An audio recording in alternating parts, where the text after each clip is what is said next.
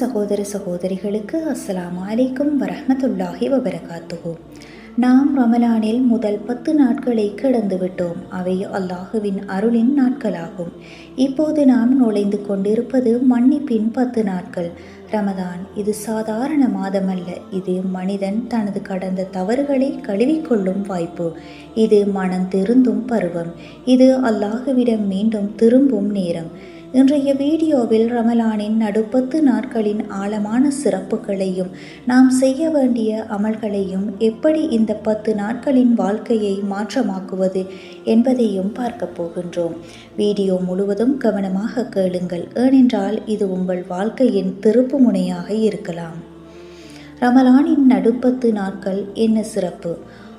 ஒரு புகழ்பெற்ற ஹதீஸில் நபி முஹம்மது ஸல்லல்லாஹு அலைஹி வஸல்லம் அன்னவர்கள் கூறினார்கள், ரமலானின் முதல் 10 ரஹ்மத்துடைய 10 ஆகும், நடு 10 மஃபிரத்துடைய 10 ஆகும், கடைசி 10 நரக விடுதலையின் 10 ஆகும். இந்த நடு 10 நாட்கள் மஃபிரத் மன்னிப்பின் நாட்கள். மன்னிப்பு என்றால் கடந்த பாவங்களை அழித்தல், தவறுகளை மறைத்தல், குற்றங்களை நீக்குதல்.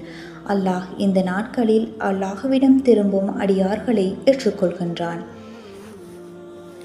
முதல் 10 நாட்களில் நாம் உழைத்திருக்கலாம், ஆனால் சில நேரங்களில் சோர்வு வந்திருக்கலாம். இந்த நடு 10 நம்மை மீண்டும் சீரமைக்கும் நேரம்.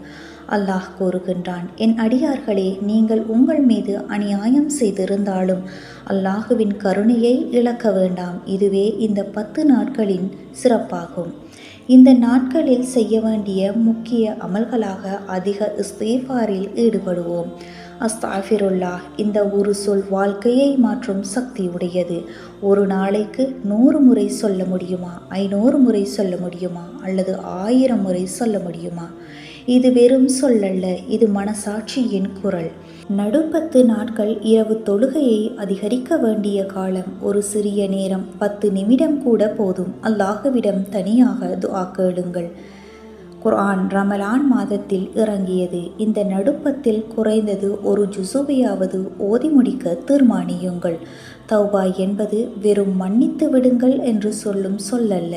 அது தவறை உணர்ந்து அதனை விட்டுவிட்டு தீர்மானம் எடுத்து மீண்டும் அதே தவறை செய்யாமல் இருப்பதாகும்.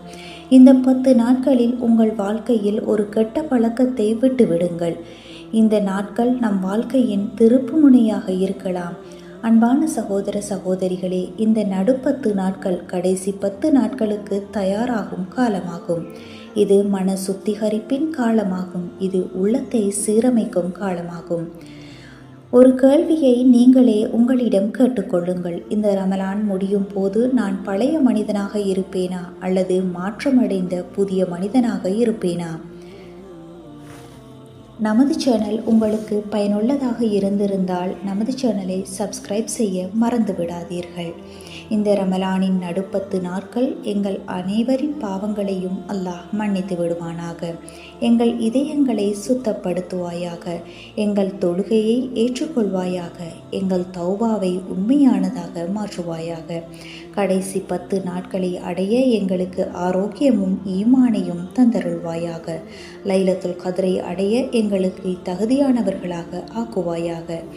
ஆமீன் ஆமீன் யா ரப்பல் ஆலமீன். இந்த ரமலானின் நடு 10 நாட்களில் நீங்கள் மாற்ற நினைக்கும் ஒரு கெட்ட பழக்கம் என்ன? கீழே கமெண்டில் சொல்லுங்கள். நாம் அனைவரும் ஒருவருக்கொருவர் துஆ செய்வோம் இன்ஷா அல்லாஹ்.